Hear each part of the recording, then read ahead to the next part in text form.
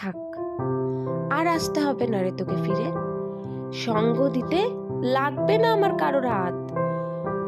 কোনো এক নিশ্চুপ রাতে 1 ঘন্টা হলেও আমার জন্য ভেবে দেখিস।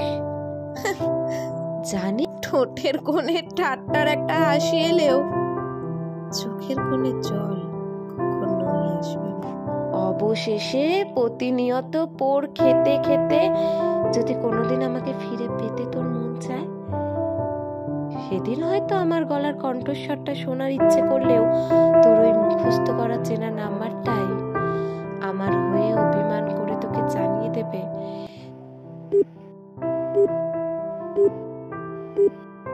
The number you are trying to call is currently not reachable. Please try again later.